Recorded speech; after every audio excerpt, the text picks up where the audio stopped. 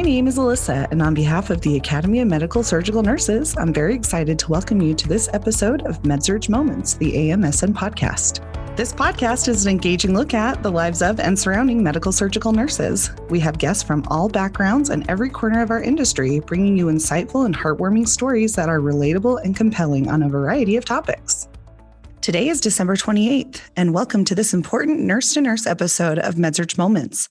As of today, the Pfizer and Moderna COVID vaccines have been approved and are being administered here in the United States. At the same time, there is some fear and concern within our med-surg nursing community regarding the safety and efficacy of these vaccines given the highly politicized rush to development and approval. These concerns have resulted in some nurses refusing to take the vaccine despite our daily risk of exposure to COVID-19 virus at work. Here for a nurse-to-nurse conversation about these COVID vaccines is Dr. Nancye Feistritzer, who serves as Chief Nursing Officer and Vice President of Patient Care Services at Emory University Hospital. Prior to her arrival at Emory in 2014, Dr. Feistritzer worked for 20 years at Vanderbilt University Hospital, where she served in the role of Associate Hospital Director and Associate Chief Nursing Officer for the Surgical Patient Care Center. During her time at Vanderbilt, she played an integral role in quality and safety improvements. Dr. Feistritzer, this is an honor to have you join us for this special episode of med-surg Moments. Thanks for coming. Well, thank you for having me. It's a pleasure to be here. So like many nurses, I was surprised to hear the announcement earlier this month that the first COVID vaccine was approved and ready to be administered. How was it possible that this vaccine could be developed so fast? Well, I'm glad you asked that because I think it's a question we're all asking ourselves as we understand the development that this has brought about so quickly compared to what we usually think of as a vaccine timeline. I dug a little bit deeper to ask information about this, and turns out that the genome was sequenced. The COVID genome was sequenced January 10th. Of 2020, and immediately various pharmaceutical companies, two of which being the Pfizer group and the other being the manufacturer of the Moderna vaccine, went to work very quickly and began doing this sequencing.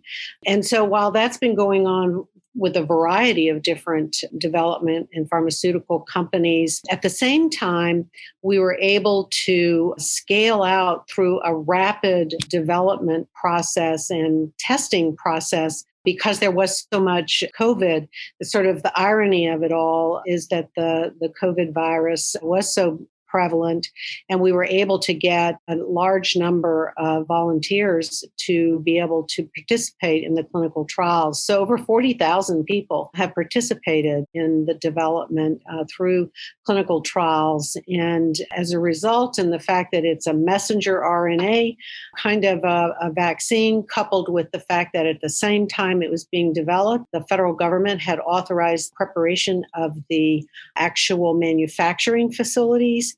And then the third component of that was that the federal government authorized the development of the distribution methodology so that these things all came together in a way that is unprecedented for vaccine development.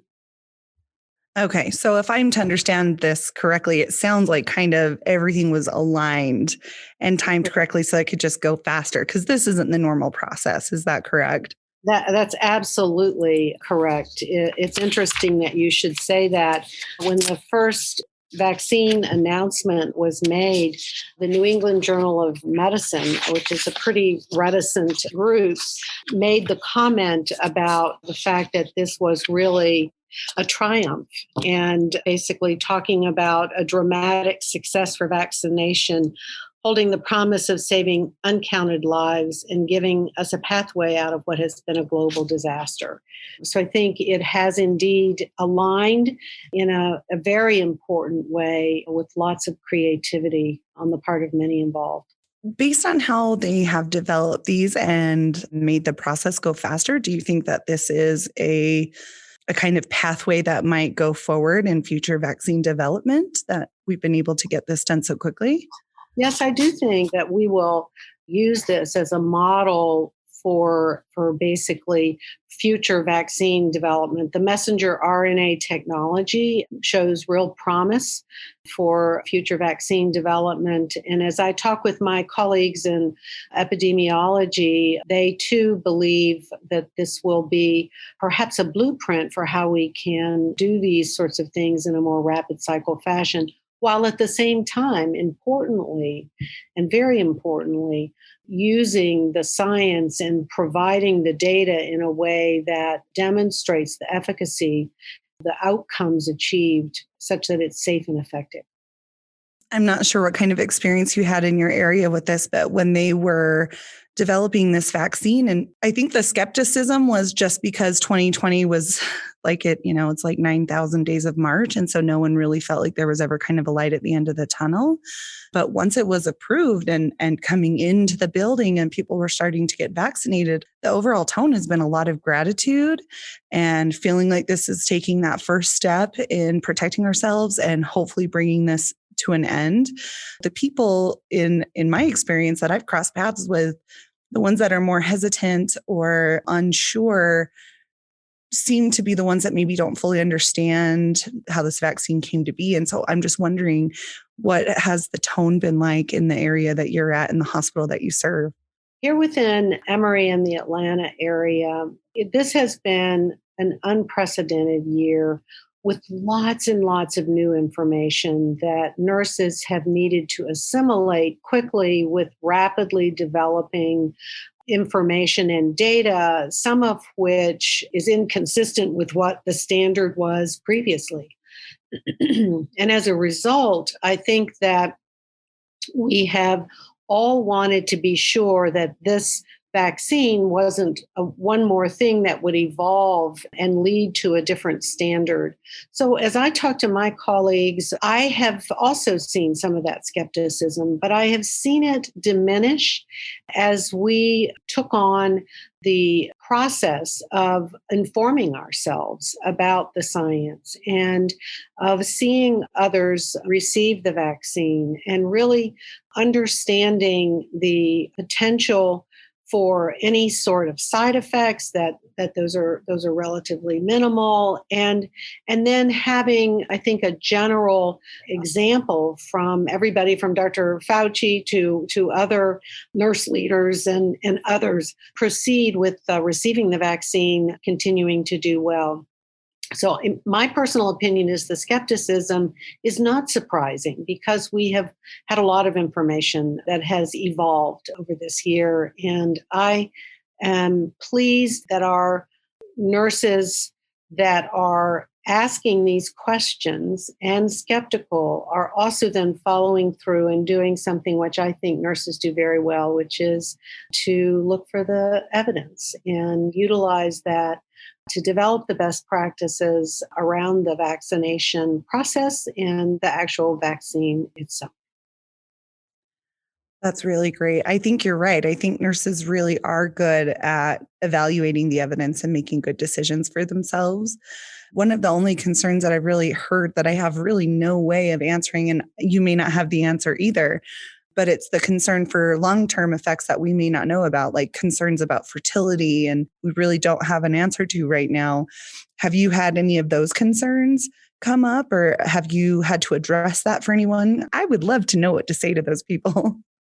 Well, and I think we don't yet have an answer. I think that what we have is the data that are available and the fact that there have been over 40,000 participants in the clinical trials, and those folks are now several months into having received the vaccine and are, by all information, doing well with not immediate, because I think any of us who are receiving it in these last several weeks would be having the immediate peaks. They would be having sort of that nearer term to middle term implications in terms of any side effects. And I don't think we know yet the long-term outcomes, but I think we can have confidence in the review process out of the Food and Drug Administration, the modeling that has been done to look across the potential permutations of the way in which the genome was ultimately sequenced and expressed and evolved. So I believe that we are at a point where one weighs the risks and benefits, and the risk of contracting COVID with all of its potential sequelae and permutations in and of itself outweighs in most cases the risk of taking the vaccine based on what we know at this point. Well, and for me, I think you just hit the nail right on the head. When I had to consider whether or not I was going to opt in or opt out for the vaccine, that was literally what was going through my head. Is I would rather deal with whatever may or may not come from the vaccine than what I know will come from contracting COVID-19. So it's like the enemy, versus, right, the potential maybe, you know what I mean? And so I did receive my vaccine and I had no problems. I know some people have reported side effects. I had even less arm tenderness than my flu shot. So, I feel really confident and happy about the decision to go ahead and get the vaccine. And again, for me, it was just a lot of feeling gratitude that we're taking a step to move forward. And hopefully this really is the path to some sort of ending to COVID-19 pandemic. What about you? Have you got your vaccine? Is that something you're opting into? I have indeed. I received it about 10 days or so ago and chose to be informed, to get the details. And obviously, I'm sure you have had to follow the informed consent process and read the information provided by the CDC and the FDA. And it is, I think, a process that allows you to really, truly weigh those risks and benefits. And I, too, had very little soreness and no real problems at all.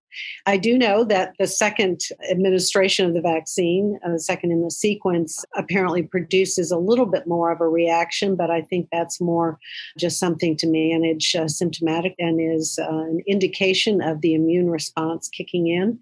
And is in many respects good news with regards to future immunity that one acquires through administration of the vaccine.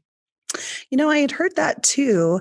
And then I had heard some people having those reactions after their first dose. And it actually just made me start wondering if those people were those asymptomatic carriers who had it at some point and just didn't know it. And maybe this was that antibiotic response. Of course, this is all just theoretically, my brain spinning, but it certainly made me wonder because maybe those reactions or those symptoms weren't, I don't know, necessarily a reaction to the immunization itself, but that antibody response that we want because they've already been exposed.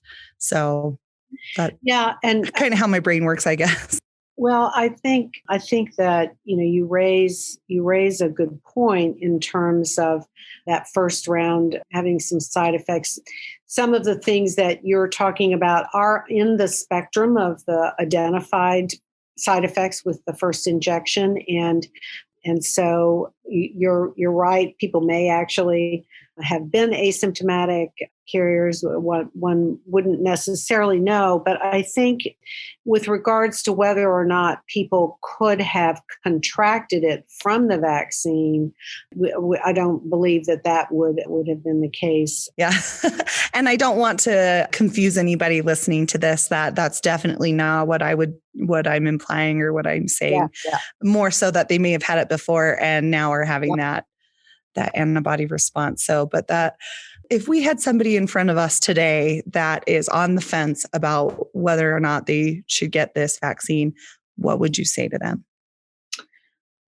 I would say follow the process of looking at the evidence and do that with an eye towards not only the individual decision, because as nurses, we are often involved in conversations with our patients about their own decision. And so becoming informed about the risks and benefits is something that serves us as individuals well, but also serves our patients well. And then once having gotten the evidence and read the information that is out there and available, recognizing it's evolving as well. Then look at your own separate circumstance and determine your own risk benefit circumstance and go into it recognizing that the vaccine has been demonstrated to be effective across those 40,000 people that participated, regardless of gender, regardless of race, regardless of any of the other considerations demographically, and know that we have as good information as possible. And then make your decision and do so recognizing that you do have a choice, that you can make that choice with relative comfort based on what I am seeing in my organization and around my colleagues, that in fact it is a reasonable choice to make in the face of the risk that is out there, both in the clinical situation, but just in the general population. Fair enough. Is there any population that we know of right now, based on the results of the study, that should not get the vaccine? Was there an exclusion criteria or something like that we should be made aware of? Yeah. Exclusion criteria include really any sort of allergy to a component of the vaccine itself. And on the informed consent details, there's a list of the components. Previous history of anaphylactic reaction is something that would really preclude taking the vaccine. And really, other than that, there really aren't any reasons to not take it. There is, having said that, not good data about anyone who is pregnant or breastfeeding. And so there's emerging initiatives underway to try and to better understand that. And again, that's a risk-benefit consideration based on an individual's circumstance and exposure and potential to contract COVID. Excellent. So really, it sounds like we need to be looking at the research, reviewing the literature, and making that decision that's going to be best for us, because this really is a personal decision. It is a global issue, but it is a personal decision with that vaccine, right? It really is. And in some ways, I think that is a really good thing. It gives us as individuals, be we nurses or physicians or anyone in the general public, an element of control over a situation which at times has felt very rapidly moving and beyond our ability to actually make a decision that influences the outcome. And this is one that we do control. And I think that it is a real opportunity to leverage the skills and the techniques we use all the time as nurses and apply those to ourselves. Emory Healthcare, are you guys doing anything in particular to build the trust and inform your nurses to help them come to the conclusion that maybe they should get the vaccine or protect themselves in that way? We are doing a lot. We're an 11 hospital system with hundreds of physician practices in our physician group. And so we basically began this process, first of all, as one of the sites. The Moderna vaccine trial was conducted here. And so we had a number of staff who participated in the study itself. And one of our PIs with the study, Dr. Anish Mehta, was part of the development of a survey tool, which was distributed out across all of Emory Healthcare to some 20,000 recipients. And we had a response rate of 9,000 who took the time to answer the questions about, are they intending to take the vaccine? Are they concerned? And what would be helpful to them in terms of feeling well informed about the decision. And so we had great energy behind that. And the top concerns were safety, the speed with which it was developed, a desire to be a watchful waiter, to see how it plays out.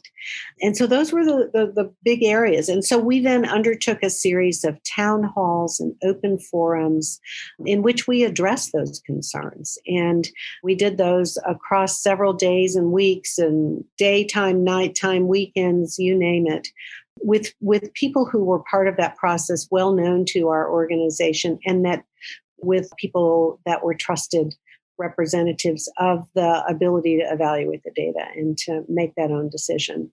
And so we did that, and we're very intentional about seeking volunteers for the first vaccine recipient. And Janet was one of the folks who facilitated that process, and lots of communication, lots and lots of use of the data, lots and lots of questions, answers, iterative thinking. Yes, this is what it was then. Now here's what we know at this point. And so it was a very, very informative and transparent and a seamless process with regards to getting information. I think the last point that I would make is that as we have gone ahead and begun to roll out, another thing that's building trust is how efficient a vaccination administration process has been developed. And when our nursing colleagues see the ease of scheduling, of establishing that informed consent, of going and having that be a very efficient process and a safe process with observation post-vaccine, and that in and of itself builds trust and is something that we've been celebrating. That is awesome. That sounds like a really slick process you guys got down with your survey. I love that watchful waiting. I love that because that was kind of the stance that I had friends and family taking for me, on my behalf, that was their preference that I take. If I could just, get in the back of the line, I guess, so to speak. And I don't know if it's just the nervousness of the families, when they have a family member that's in healthcare, they want them to be protected, but also not the guinea pig, I guess. And being the guinea pig, I think, is the phrase I hear a lot. Yeah. I don't want you to be the guinea pig. So I'm glad that you guys addressed that in your survey, because that's definitely a reality and a thought process going on for sure. So important to address it, though. Not everybody can sit and back and wait and watch. Like, some of us really need to be proactive and get out there and get it done. Or who are we going to watch? There's not going to be anybody setting the example. Well, one of the interesting things is that we had this greater than 50% response that said they were definitely taking it. And then about 20 some odd saying the watchful waiters. And then we had this other group that said, no, we're not going to. So now we have an opportunity to connect and reach out, recognizing that some of those individuals, as we are successful in administering the vaccine safely, may in fact change their minds. And we hope to make that a seamless process for them as well. Well, I certainly hope that this conversation will help them change their mind. Are there consequences of waiting for this vaccine to our healthcare community? I think that we all need to make decisions based on our level of exposure and risk to COVID and our own personal health circumstances as it relates to our risk. And I believe that each nurse, the nurse who has chosen to get it, the nurse who is a watchful waiter, as we've talked about, and the nurse who said no, can continue to evolve in their thinking and their understanding as the data develop and the literature points us in a certain direction. So to the nurse who's made a decision not to, the consequence is the potential exposure to COVID and contracting it, potentially. But if people are doing the 3 W's, watching your distance, wearing a mask, and washing your hands, those are great ways to mitigate that risk in and of itself. So one more question before we part ways today. If we've already received the vaccine, we still need to be careful, right? Correct. Remember that we have a 95% effective rate here.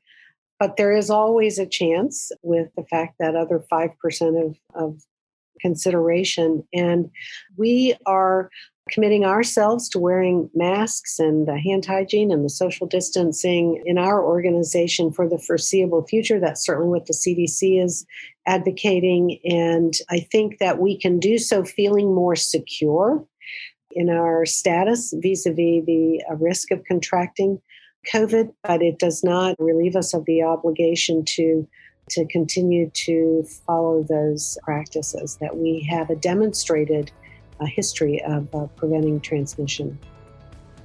Takes us all the way back to Nightingale. Yep, that's right. That's right. It has truly been a pleasure having you on this episode of med-surg Moments. It's been such an important topic. I really appreciate you sharing your time and expertise with us. Well, it's been my pleasure to be here with you. I've enjoyed the conversation as well. And to the med-surg nurses who may be listening, or any other nurse, I want to acknowledge and thank each and every one of you for everything you've been doing, for your leadership as the most trusted profession in the country, and for the bravery and creativity and enthusiasm with which you have risen to this challenge. Way to go. That's wonderful. Thank you. We look forward to connecting with you on our next episode of med-surg Moments, the AMSN podcast. We'd also like to remind you to become a member of AMSN or renew your membership at www.amsn.org. You will receive lots of cool benefits and perks, such as discounted pricing on the annual convention and continuing education. We look forward to connecting with you on the next episode of med-surg Moments, the AMSN podcast. In the meantime, we want to hear from you.